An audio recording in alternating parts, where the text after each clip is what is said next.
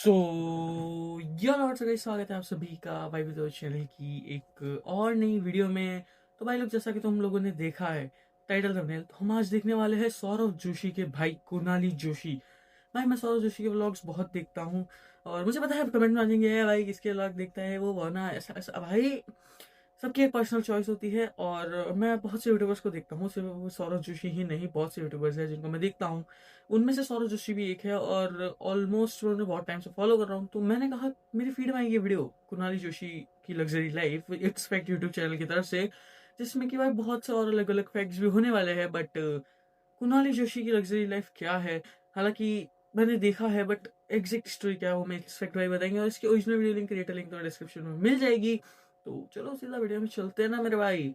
तो भाई लोग, वीडियो तुम्हारी और मेरी स्क्रीन पर आ चुकी है और हमें यहाँ पर स्क्रीन पर दिख रहा है सौरभ जोशी विद कुणाली, पीछे पीयूष और चाची जी दम्मा जो भी है। और तो चलो वीडियो को शुरू करते हैं भाई लोग फटाफट से। आज मैं आपको सौरव जोशी के छोटे भाई कुणाली की लाइफ के कुछ ऐसी लग्जरी चीजें दिखाने वाला हूँ जिन्हें देखकर आपका मुंह खुला का खुला रह जाएगा। जैसे जापान के कुछ कौओं ने एक कंपनी की लिटरली बैंड ही बजा दी, और ये कौन सा जानवर है जो बिल्कुल आमिर खान की गजनी की तरह है। भाई वीडियो को बिल्कुल एंड तक देखना क्योंकि ये गजब होने वाली है। और अभी तक चैनल को सब्सक्राइब नहीं किया तो सब्सक्राइब करके बेल आइकन दबा दो यार। तो भाई जैसा कि तुम लोगों ने देख लिया हम क्या क्या देखने वाले हैं, तो इसमें कुणाली, मैंने वैसे ही बोला था भाई इट्स भाई की वीडियो और किसी एक टॉपिक पे हो, दैट्स क्लियर। बट ठीक है भाई, चलो शुरू करते हैं वीडियो को। 15 क्या आप जानते हो कभी कभी नंबर डेथ के बाद भी ह्यूमन बॉडी अपने आप मूव कर सकती है। डेथ के कुछ टाइम बाद फिंगर्स, आर्म्स या लेग्स में हल्की सी मूवमेंट हो सकती है और कभी कभी बॉडी की पोजीशन भी थोड़ी चेंज होने लग सकती है। लेकिन इसका मतलब ये नहीं कि पर्सन दोबारा जिंदा हो गया। एक्चुअली मसल्स में बची केमिकल एनर्जी और अंदर का गैस बिल्डअप और टिश्यूज में होने वाले चेंजेस की वजह से ऐसा होता है। आज हमें इसका रीजन पता है, लेकिन पुराने टाइम में लोग ये देखकर सीधा घोस्ट और सुपर नेचुरल स्टोरीज बना देते थे। नंबर 14, जापान में क्रोज की एक हरकत देखकर आप लिटरली शॉक हो जाओगे। देखो, ये क्रोज एक कंपनी के इलेक्ट्रिकल पोल्स पर नेस्ट बना देते थे, जिनकी वजह से ये शॉर्ट सर्किट और पावर फेलियर्स होने लगे। प्रॉब्लम इतनी बड़ी। भाई सोचने वाली बात है, सिर्फ उसी कंपनी के पोल्स पर क्यों? क्या वहाँ और कंपनीज नहीं थी या फिर पता नहीं भाई क्या है। बट उसी कंपनी के पोल्स पर बहुत से पोल्स हो सकते थे, या फिर ऐसा हो सकता है कि वहाँ पर उस काम के लिए सिर्फ वो एक ही कंपनी थी। देयर आर मल्टीपल रीजंस, ठीक है, बट ठीक है, पता नहीं मैंने ये क्यों पूछा, पर चलो। कि कंपनी को नेस्ट रिमूव करने के लिए स्पेशल क्रो पेट्रोल बनानी पड़ी। लेकिन क्रोज भी कम स्मार्ट नहीं निकले, क्योंकि कुछ क्रोज ने अपनी असली नेस्ट के आसपास फेक या डमी नेस्ट बनाना स्टार्ट कर दिया था, ताकि वर्कर्स पहले गलत नेस्ट हटाते रहे और उनका मेन नेस्ट थोड़े टाइम के लिए बच जाए। नंबर 13, भाई भाई कतई चालाक है। कौवे भी इंसानों को देख के नो नो, कौवे भी लाइक यू वेरी चालाक ब्रो, सी ऑल्सो चालाक bro, you come bro, we go bro, we go you come. क्या बोला मुझे समझ में आया। चलो ये तो क्रेजी फैक्ट है। बस ऑल्ड्रिन को आप जानते ही होंगे, जो मून पर वॉक करने वाले पहले इंसानों में से एक थे। लेकिन उनसे भी ज्यादा इंटरेस्टिंग स्टोरी उनके फादर यूजीन ऑल्ड्रिन की है। उन्होंने अपनी एक ही लाइफ टाइम में ह्यूमन एविएशन का ऑलमोस्ट पूरा एवोल्यूशन देख लिया था। वो उस जनरेशन में पैदा हुए थे जब राइट ब्रदर्स की फर्स्ट पावर्ड फ्लाइट बस कुछ सेकंड तक हवा में रही थी, और कुछ डेकेड्स बाद उन्होंने अपने ही बेटे को मून पर चलते देखा। मतलब उनकी आंखों के सामने इंसान कुछ सेकंड्स उड़ने से स्टार्ट हुआ और फिर चांद पर पहुंच गया। Bro we like I am a proud father. मैंने प्लेन को ऐसे से ऐसे जाते देखा है और रॉकेट को ऐसे अपने बेटे को वहां चलते हुए भी देखा है। Uncle ji, you proud uncle, very good uncle. भाई साहब, नंबर 12, क्या आप जानते हो डायनासोर्स जितने टाइम से एक्सटिंक्ट है उससे कहीं ज्यादा टाइम तक वो अर्थ पर जिंदा रहे थे। डायनासोर्स लगभग 230 मिलियन साल पहले आए थे और अराउंड 66 मिलियन साल पहले ये एक्सटिंक्ट हुए, यानी वो करीब 164 मिलियन ईयर्स तक अर्थ पर रहे, जबकि उन्हें एक्सटिंक्ट हुए सिर्फ अभी 66 मिलियन ईयर्स हुए हैं। सिर्फ भाई यहाँ मेरी ऑलमोस्ट 17-18 साल की जिंदगी में वाट लग गई है और भाई बोल रहा 66 मिलियन सिर्फ। Bro what is this behaviour bro. मतलब डायनासोर्स का एरा उनके एक्सटिंक्शन के बाद गुजरे टाइम से ऑलमोस्ट 2.5 गुना ज्यादा लंबा था। नंबर 11, वर्ल्ड वॉर 2 के time German army allegedly spice को पकड़ने के लिए एक बहुत ही यूनिक ट्रिक यूज करते थे। जर्मन सोल्जर्स को लेफ्ट हैंड से खाना खाने की ट्रेनिंग दी जाती थी क्योंकि उस time most Europeans right hander थे। आइडिया ये था कि अगर कोई एनिमी स्पाई जर्मन सोल्जर बनकर आए और आदत की वजह से राइट हैंड से खाना खाने लगे तो लोगों को उस पर डाउट हो सके। ऑब्वियसली सिर्फ व्हाट इफ कि ये ट्रेनिंग स्पाई को भी दे दी गई हो और ये बताकर और सामने वालों को भी पता चल जाओ। Possible bro. इस एक हैबिट से कोई स्पाई कंफर्म नहीं होता था, लेकिन सस्पिशियन होने पर उस सोल्जर को इंपॉर्टेंट मिलिट्री सीक्रेट्स और मीटिंग से दूर रखा जाता था। नंबर 10, माउंट एवरेस्ट को जब पहली बार प्रॉपर्ली मेजर किया गया तो सर्वेयर्स को उसकी हाइट एग्जैक्टली 29,000 फीट मिली। अब प्रॉब्लम ये थी कि 29,000 फीट एक बहुत ही परफेक्टली राउंड नंबर लग रहा था, इसलिए उन्हें लगा कि लोग कहेंगे कि मेजरमेंट एक्यूरेट नहीं है, बस अंदाजे से राउंड फिगर बोल दिया गया है। इसलिए उन्होंने 2 फीट ऐड करके हाइट 29,002 फीट अनाउंस कर दी ताकि लोगों को नंबर प्रॉपर्ली कैलकुलेटेड लगे। साइंटिस्ट भी लाइक चूरन बनाया तुमको। साइंटिस्ट लाइक इतने में 2 फीट बर्फ तो पड़ ही जाएगी, बता देते हैं। कौन सी पब्लिक वहां जाके इंच टेप लेके बैठ जाएगी। अंकल जी यहाँ पे 2 फीट कम है अंकल जी। अंकल जी 2 फीट टॉप नहीं ज्यादा बोला अंकल जी, इसका पैसा कटेगा। क्या करो भाई, रात की 2 बज गई है।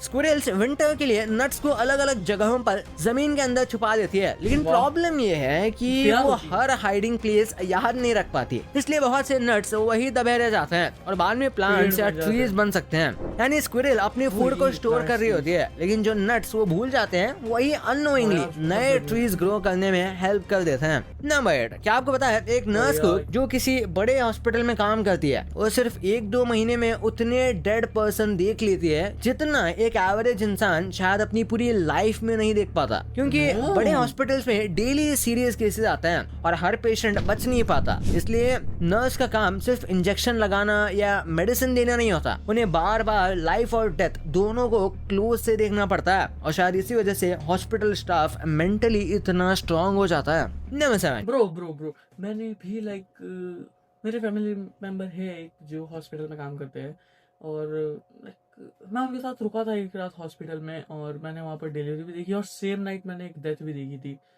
सो भाई क्या बोले भाई मैं तो भाई ऐसे मैं बहुत इमोशनल हो गया था वहाँ पे कि भाई कैसे भाई ये लोग कैसे इतना चिल हो सकते हैं। भाई हॉस्पिटल में यूजुअली क्या होता है ना, क्योंकि वहाँ स्टाफ होता है इतने सालों से प्रैक्टिस में आ जाता है कि भाई उनको भी मतलब वो शो नहीं करते ना इमोशन को। भाई अपन के सारे भाई और वो लोग लाइक क्या सकते हैं, इट्स नेचुरल, ठीक है, वो ऐसे रहते हैं लाइक। क्या बोलूँ भाई मैं तो भाई फिसक गया था वहाँ पे। और मेरे पास वहाँ का एक फोटो भी है जिसमें मैंने मतलब डॉक्टर का स्टेथोस्कोप वगैरह पहन रखा है, बट मैं नहीं दिखा सकता क्योंकि उसमें मैंने मास्क नहीं पहन रखा, वरना मैं दिखा देता। और अगर एडिटर में कुछ तरीका हो फेस ब्लर वगैरह करके डालने का तो डाल देना, देखी जाएगी। चलो आगे चलते हैं वीडियो में।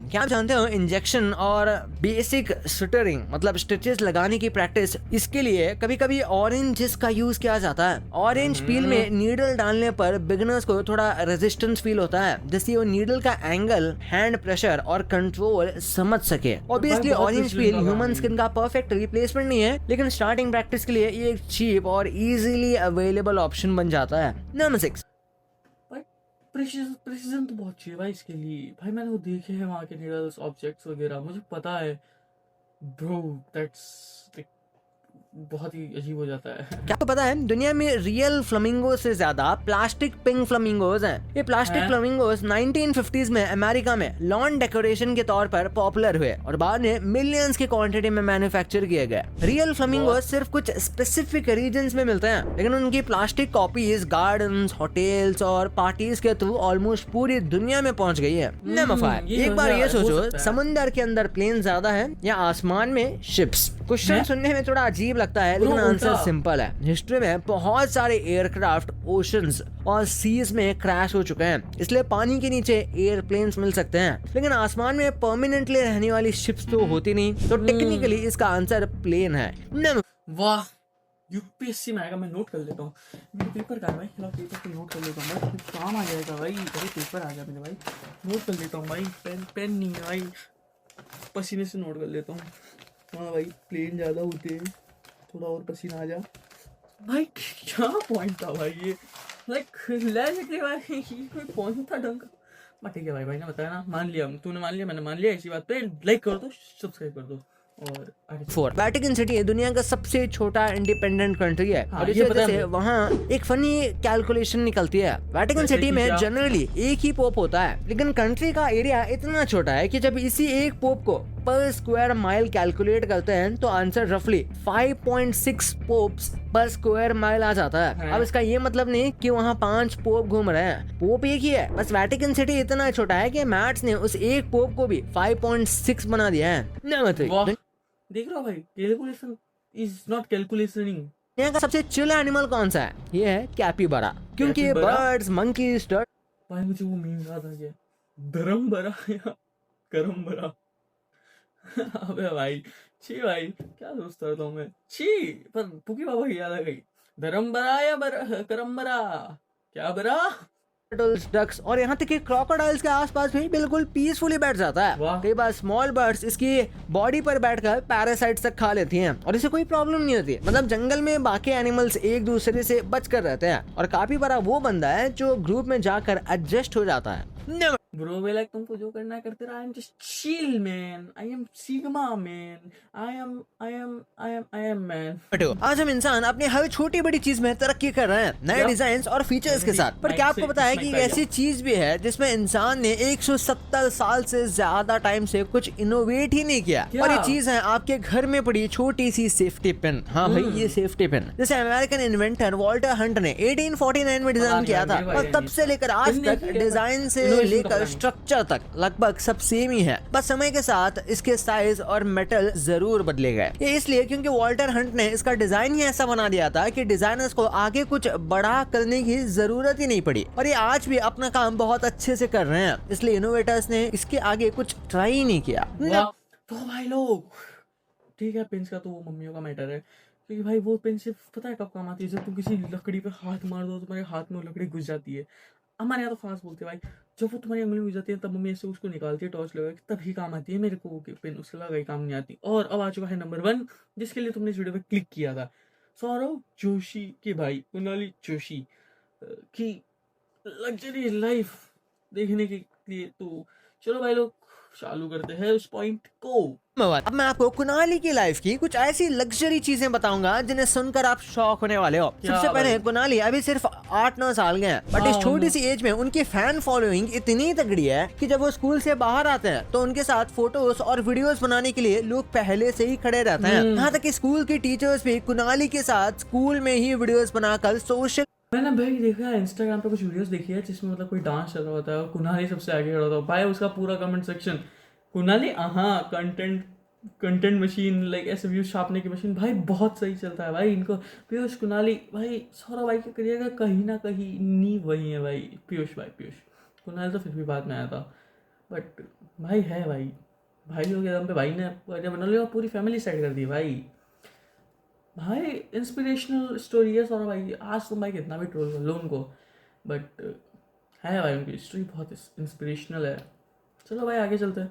मीडिया पर अपलोड करते हैं। मतलब सोचो, जिस फेम को पाने के लिए लोग जवानी से लेकर बुढ़ापे तक मेहनत करते हैं, वो फेम कुणाली को बचपन में ही मिल चुका है। इसके बाद कुणाली की लग्जरी लाइफ का नो जेलेसी, बट होता है भाई। देखो, अंदाजा इस बात से आप लगाओ, जिस एज में ज्यादातर बच्चे पहली बार फ्लाइट में बैठने का सपना देखते हैं, उस एज में कुणाली अपनी ट्रैवलिंग के साथ प्राइवेट जेट में ट्रैवल कर चुका है। और सिर्फ ट्रैवलिंग तक ही कुणाली की लग्जरी लिमिटेड नहीं है। कुणाली आज जिस घर मैंशन में रहता है, वहाँ उनके लिए gaming room, toy, sports cars और बचपन के हिसाब से हर तरह की लग्जरी चीज मौजूद है। मतलब जिस तो भाई सौरव जोशी भाई ने ATV भी लिया है और कुणाली ने चला भी लिया भाई। एज में ज्यादातर मैंने बच्चे नहीं इन चलेगा चीजों अपनी के लाइफ में सिर्फ भी। सपने देखते हैं। उस एज में इसके पास सब कुछ है, लेकिन क्या? कुनाली की लाइफ में लग्जरी नहीं, सिक्योरिटी भी शामिल है। कुछ रिपोर्ट्स और कई लोगों के क्लेम्स के हिसाब से जब कुनाली अपनी फैमिली के साथ बाहर जाता है तो उनके आसपास बॉडीगार्ड की सिक्योरिटी भी रहती है। वो तो रहती हालांकि है ना वो भाई, हर वो बीच में कोई आता था, वो कोई मेल आया था 5 करोड़ डिमांडिंग, ऐसा कुछ तो सीन हुआ था। तब से सौरभ भाई के साथ रहती है सिक्योरिटी से पिछले 7-8 महीने से आई थिंक। व्लॉग में दिखाई नहीं देते, बट कई बार कुनाली जब अपनी फैमिली के साथ बाहर जाता है तो सिक्योरिटी उनके साथ नजर आई है। अब हम ये भी नहीं भूल सकते कि इस लाइफ के पीछे सौरभ जोशी की मेहनत सालों बहुत की है है। भाई। लेकिन फिर भी सोचो, जिस एज में नॉर्मल बच्ची की दुनिया स्कूल, टॉयज और कार्टून्स के आसपास होती है, उस एज में कुनाली के फैंस लग्जरी मेंशन और सिक्योरिटी के बीच अपना ये बचपन बिता रहा है। हाँ तो भाई देखो, लग्जरी तो है कुनाली की लाइफ में, और भाई ऐसा है ना कि जेलसी नहीं है, बट होता है भाई। देखो मैं भी ऑलमोस्ट कितने 200 प्लस वीडियोस अपने चैनल पे अपलोड कर चुका हूँ, और still I have almost 160 subscribers. तो भाई वो चीज़ चुभती है कहीं ना कहीं। लाइक मैं जेलस नहीं हूँ भाई, मैं अभी भी कह रहा हूँ I am very happy for them. मैं तो चाहता हूँ भाई और ग्रो करे, बट दोस्त वीडियोस में भी हो सकता है भाई कहीं ना कहीं मैं गलती कर रहा हूँ, कहीं ना कहीं मैं कुछ गलत कर रहा हूँ, बट मेरे पास एक वो ऑडियंस भी तो नहीं है ना भाई कि जो मुझे क्लियरली बता सके कि भाई तू ये गलती कर रहा है, इस चीज़ को सुधार। बस पर भाई कोई ना भाई, मेहनत मेरी बताया लाइफ में एक ही आदत है कि मैं मेहनत करने से नहीं डरता भाई। लगेगा भाई क्या खुद की तारीफ कर रहा है, बट ये ट्रुथ है भाई, मैं मेहनत करने से नहीं डरता हूँ। 1 साल या 2 साल 4 साल जितना टाइम लगना है, मैं सोच रहा हूँ भाई। मेरे दिमाग में बहुत आइडियाज़ है, मैं झूठ नहीं बोल रहा हूँ। बस मैं वही है ना कि मैं सोचता हूँ, प्लानिंग करता हूँ, बट भाई मैं मेरे चैनल को सिर्फ एक अकेला हैंडल कर रहा हूँ। ठीक है भाई, सब लोग अकेले स्टार्टिंग करते हैं, बट जो मैं सोच रहा हूँ ना वो अकेले बंदे की बस की बात ही नहीं है। बट स्टिल मैं अपनी तरफ से पूरा ट्राई कर रहा हूँ कि जो मैं सोच रहा हूँ मैं उसको एक एग्जीक्यूट कर रहा हूँ, but I will try my best. देखो बाकी I just need your support. देखो भाई जिस तरीके से यूट्यूब ने सब कुछ डबल किया है ना, यू क्राइटेरिया है, तो उसके लिए करना पड़ेगा भाई, और कुछ भी नहीं कर सकता मैं उसके अलावा। So let's hope for the best. और वीडियो पसंद आया तो वीडियो को लाइक कर देना। लास्ट में पता नहीं मैं क्या भूल गया, इमोशनल सीन पता नहीं क्या हो गया, बट ठीक है। वीडियो पसंद आया तो वीडियो को लाइक कर देना, चैनल को सब्सक्राइब कर देना, बेल नोटिफिकेशन की घंटे कॉल पर सेट कर देना। बाकी मिलता हूँ मैं तुम लोग से कौन वीडियो में, तब तक goodbye, thank you for watching, signing off with this, bye with bye.